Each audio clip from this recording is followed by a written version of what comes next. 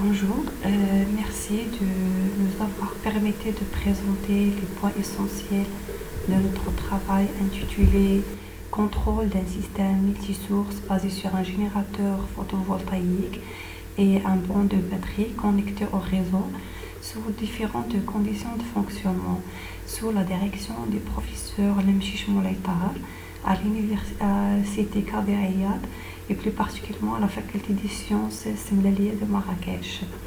Donc l'objectif de ce travail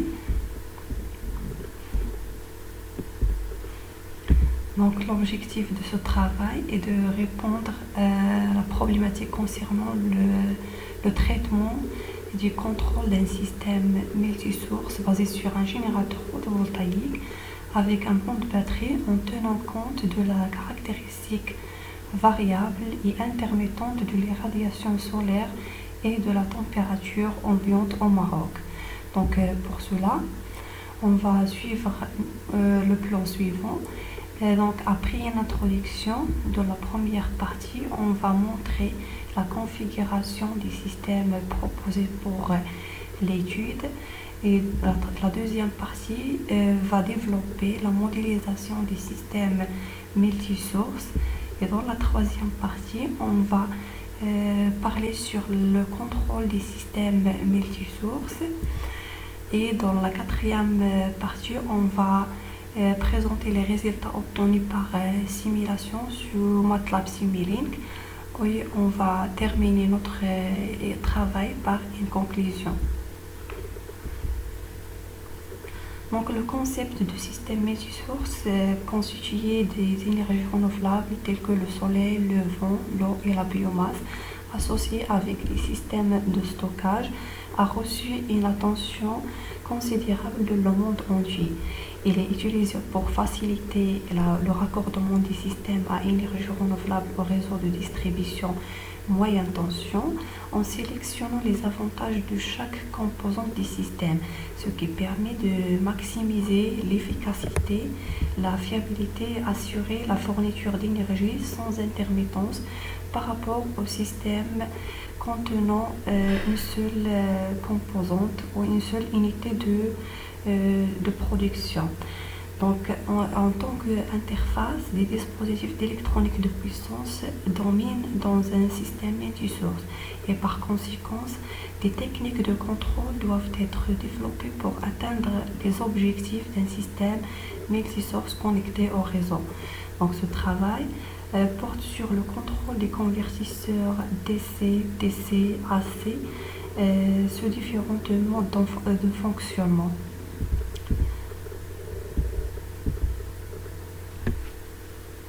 Donc, la structure d'un système multisource proposé pour l'étude dans ce travail est un bus DC commun.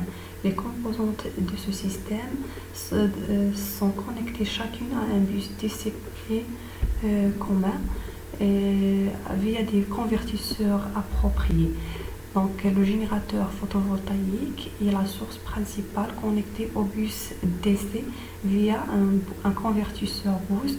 Et le banc de batterie est utilisé comme source de secours et connecté au bus continu via un convertisseur DC bidirectionnel. Et ensuite, l'ensemble du système multisource est connecté au réseau via un convertisseur DC-AC associé avec un filtre LCL et un transformateur élévateur. Donc, pour la modélisation des systèmes multisources, donc, le générateur photovoltaïque est modélisé par un schéma à une seule diode, comme présenté dans la figure suivante, puisqu'il est plus simple et facile à contrôler.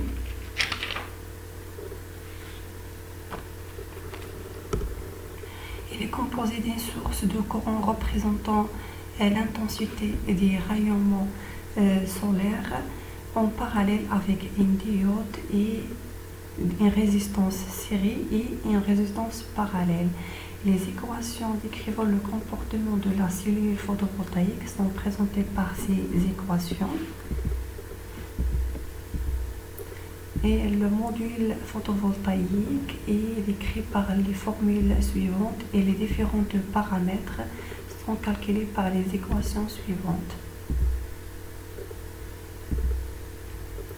Donc, le schéma électrique équivalent d'une batterie est composé d'une source de tension contrôlable avec une résistance interne, l'état de charge.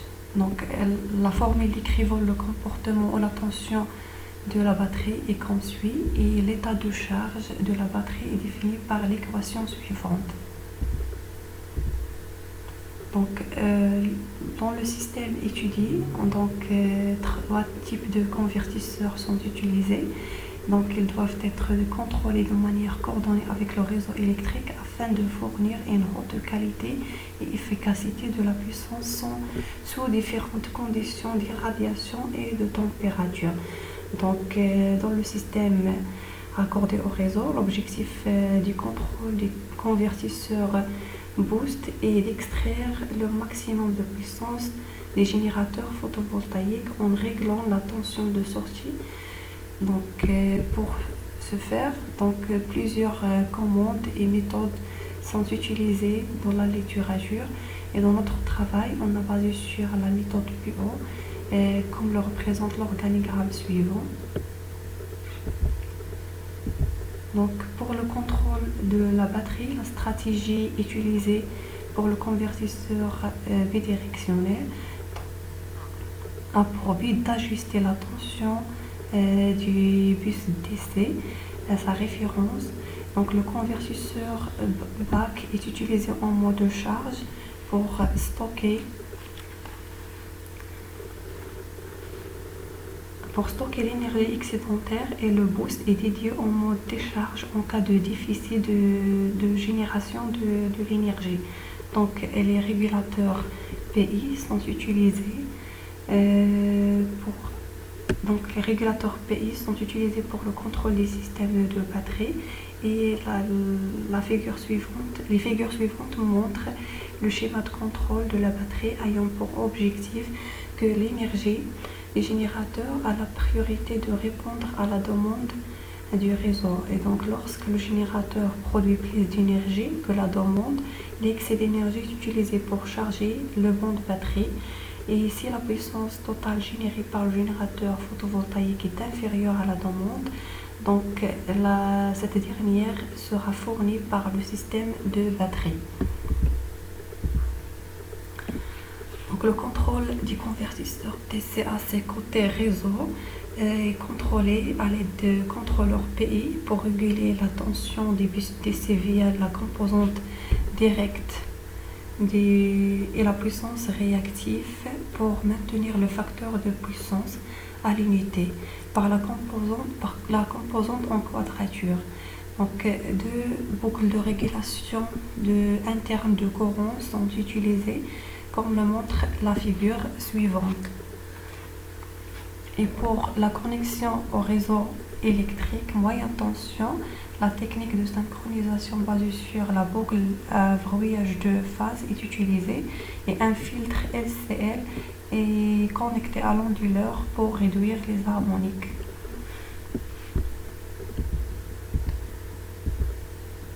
Donc, pour la simulation sur MATLAB Simulink,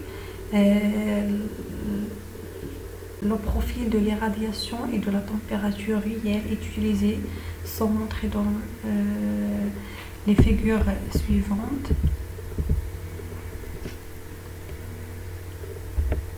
Et les paramètres du panneau photovoltaïque NI235EH existant à la centrale PV d'Assa utilisés pour la simulation sont montrés dans le tableau suivant. Donc, les résultats obtenus, la tension ou la courbe de la tension et la puissance des générateurs photovoltaïques en réponse au profil de l'irradiation et de la température utilisée sont montrés dans les figures suivantes. Et il est montré que l'algorithme peut suivre correctement le changement d'irradiation solaire. La puissance sortie suit de près les radiations solaires et le changement de la température ambiante. Et côté bus continu, la tension des bus DC et la composante directe et en quadrature du courant et de la tension côté générateur sont montrées dans les figures suivantes. Donc on peut remarquer que la tension du bus continu est maintenue constante et les composantes des courants et de la tension suivent leur référence.